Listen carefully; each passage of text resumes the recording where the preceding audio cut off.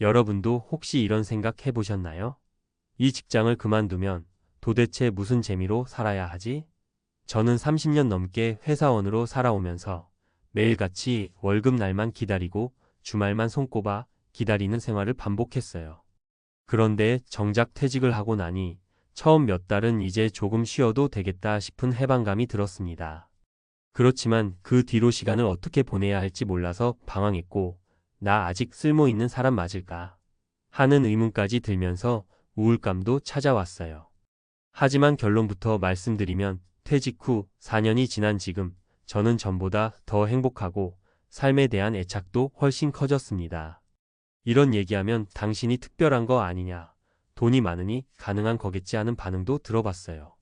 그러나 제가 퇴직 당시 가진 건 여러분이랑 비슷한 평균적인 퇴직금과 약간의 모아둔 자금뿐이었습니다. 제 취업이나 사업으로 또다시 열심히 벌어보겠다는 큰 결심도 없었고요. 그저 남들 말 따라가기에 바빴던 시절을 접고 이제부터 어떻게 살아야 내 인생에 맞을까 하고 진지하게 고민했을 뿐이죠. 그래서 오늘은 제가 4년 동안 시도하고 부딪히면서 깨닫게 된 진짜 행복에 대한 이야기를 해볼까 합니다. 은퇴를 준비하거나 이미 은퇴하신 분들, 혹은 지금 비슷한 상황에 계신 분들이라면 조금이나마 공감이 가실 수도 있지 않을까 싶어요. 저도 여전히 배워가는 입장이지만 제 경험과 주변 지인의 사례를 토대로 얻은 인사이트를 솔직하게 나눠보겠습니다. 1. 나의 일상이 특별해지다. 퇴직 후 처음에는 아무것도 하지 않아도 된다는 자유가 좋았어요. 그런데 그 자유가 오래가진 않더라고요. 시계를 보니 오후 2시인데 침대에 누워 스마트폰만 들여다보고 있는 제 모습을 발견할 때면 허무함이 밀려왔죠. 이게 내가 그렇게 바라던 여유인가? 하고 말이에요. 그러다 제가 제일 먼저 시도해 본 건 소소한 루틴 만들기였어요. 회사 다닐 때야 매일같이 출근 시간에 맞춰 일어나야 했지만 막상 회사가 없으니 기상 시간조차 뒤죽박죽이 되기 쉬웠거든요. 그래서 스스로 규칙을 하나 정했습니다. 아침 7시 이상 가볍게 일어나서 물 한 잔 마시기. 아침 스트레칭 10분, 아무 생각 없이 몸 풀어주기. 집 주변 산책 30분, 동네 풍경 바라보며 호흡 정리하기. 이 루틴만 꾸준히 지켜도 삶에 작은 질서가 생기는 것 같았어요. 처음엔 맑은 아침 공기 쐬는 게 뭐 그렇게 대단하겠어 싶었는데 막상 하다 보니 머릿속이 맑아지면서 마음도 차분해지는 느낌이 들더라고요. 그리고 그렇게 하루를 시작하면 그 다음에 뭘 하든 좀 더 힘이 났습니다. 물론 하루 종일 안 하는 날도 있었죠. 하지만 그럴 때마다 내가 이걸 꾸준히 지키려고 했었지 하며 다시 돌아가곤 했어요. 그렇게 나만의 규칙을 하나씩 쌓아가는 과정이 퇴직 후 제 일상을 특별하게 만들어줬습니다. 아무 계획 없이 흘러가는 나날이 아닌 스스로 만들어가는 삶의 틀이 생긴 셈이죠. 2. 사례 1. 새로운 취미가 준 인생의 활력. 제 지인 중에는 60대 중반에 퇴직하신 분이 계십니다. 그분은 원래 오랫동안 공장에서 기술직으로 일하면서 퇴근 후에는 그냥 텔레비전 보거나 동네 친목 모임에 나가는 정도로만 시간을 보냈죠. 퇴직 후엔 특별히 즐길 만한 게 없어서 우울해하시던 중 내가 옛날에 뭔가 좋아했던 게 없었나? 하고 스스로 질문을 던졌다고 해요. 그러다 20대 시절 가끔 기타를 치며 노래했던 추억이 떠올랐죠. 내가 기타를 칠 줄 알았었나?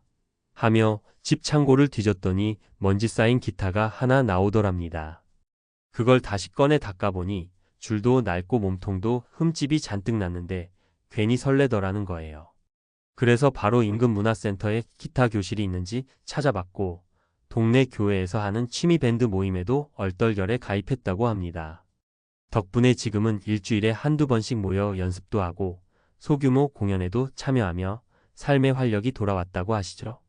이분 이야기 들으면서 내가 좋아하는 걸 다시 찾는다는 게 얼마나 큰 힘이 되는지를 새삼 깨달았습니다. 어릴 적 혹은 젊을 때 꿈꿔봤던 것, 한동안 잊어버리고 살았던 흥미거리. 그걸 찾아 다시 몰입해보면 나이에 상관없이 사람 마음이 꽃피는 순간이 있더라고요. 3. 사례 이 재능 기부로 다시 찾은 자신감. 또 다른 친구분은 교사로 평생을 살다가 60에 정년퇴임을 하셨어요. 막상 가르치는 일을 그만두고 나니 나는 이제 할 일이 없다라는 허탈감이 크게 몰려왔다고 합니다. 그런데 어느 날 우연히 동네 복지관에서 청소년들에게 무료로 공부를 가르쳐주는 자원봉사자를 모집한다는 걸 봤대요. 처음에는 내가 또 무슨 수업을 해 하고 망설였지만 선생님 경험도 있고 주변에서 권유도 있길래 고민 끝에 시작해봤다고 해요. 그랬더니 처음 한 달 정도는 준비하는 것도 조금 번거롭고 애들이 말을 잘 안 들어서 힘들 때도 있었대요. 하지만 시간이 흐르면서 점차 아이들과 친해지고 자신이 예전에 익힌 노하우들을 조금씩 꺼내서 적용하다 보니 학생들이 재미있어하며 따라오는 걸 보게 된 거죠. 그리고 그때 느꼈던 뿌듯함이 정말 크게 와 닿았다고 합니다. 아, 내가 아직도 누군가에게 도움이 되고 있구나. 내가 쌓아온 경험과 재능이 의미 있게 쓰이는구나 하는 확신.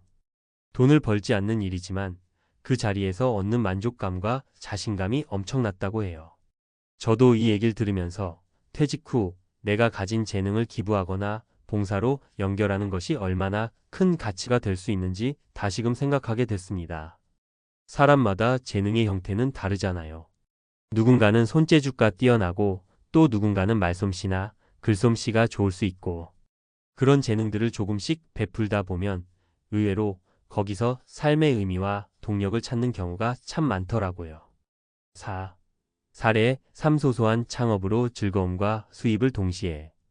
마지막 예시는 제 가까운 친척분 이야기인데 이분은 은퇴 전에 직장에 다니면서도 손맛이 정말 좋았습니다. 뭐만 만들면 맛있고 그 양념 비법을 주변에서 자주 물어보곤 했죠. 그리고 은퇴를 한 뒤 가볍게 동네 장터에서 반찬 가게를 열어볼까 생각이 들었다고 해요. 처음에는 손님이 얼마나 올지 재료비와 임대료는 어떻게 감당해야 할지 막막했다는데 임대료가 저렴한 구석가게 하나를 얻어서 주말 장터 위주로만 문을 열어봤대요. 많이 벌지는 못하더라도 내가 좋아하는 요리로 재미라도 느껴보자라는 마음이었죠. 그런데 실제로 가게를 오픈해보니 손맛을 아는 동네 주민들이 서서히 찾아오기 시작했고 반찬이 입소문을 타기 시작하면서 의외로 장사가 제법 잘 됐다고 합니다.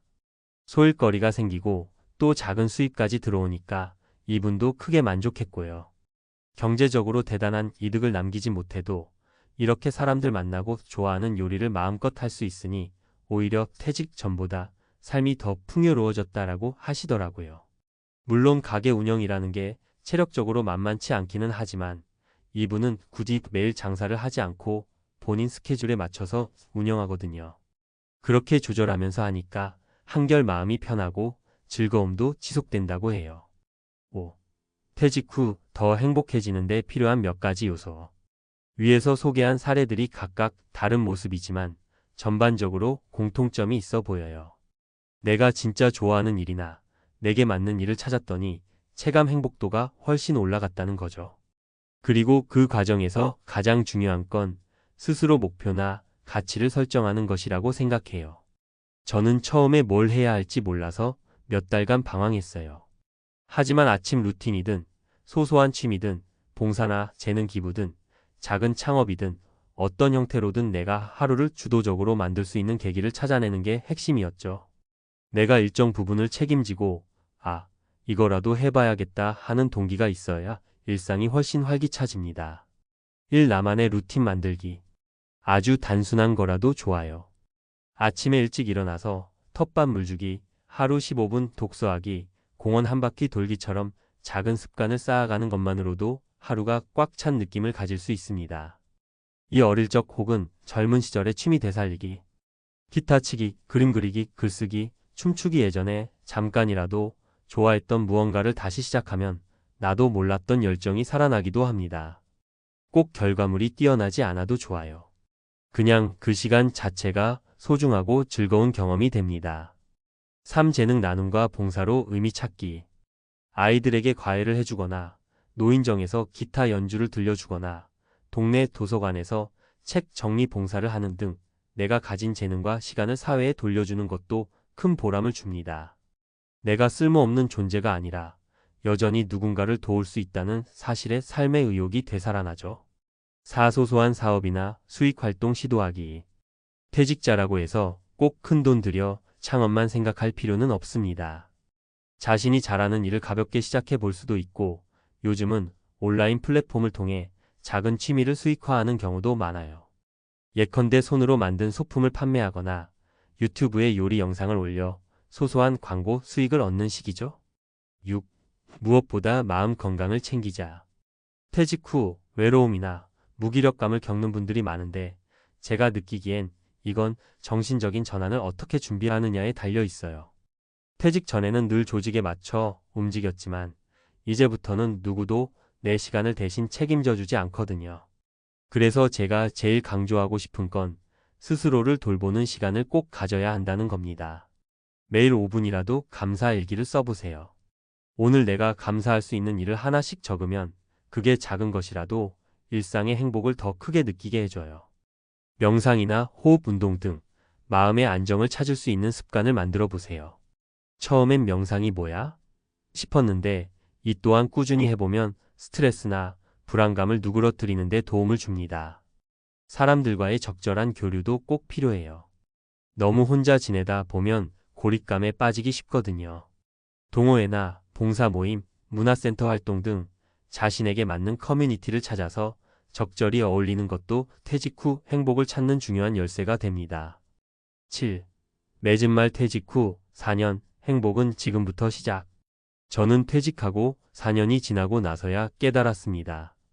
아, 일을 그만두었다고 해서 인생까지 그만두는 건 아니구나. 오히려 이제부터가 내 시간과 에너지를 온전히 내 마음대로 쓸 수 있는 기회구나. 라고요. 물론 여전히 고민도 있고 가끔은 내일이 막막해지기도 합니다. 하지만 이제는 그런 불안감조차도 저 스스로 조절하고 제 속도를 찾아갈 수 있는 여유가 생겼어요. 이것이야말로 퇴직 후 얻은 가장 큰 행복이 아닐까 싶어요. 여러분에게도 분명히 아직 펼쳐지지 않은 영역이 많을 거예요.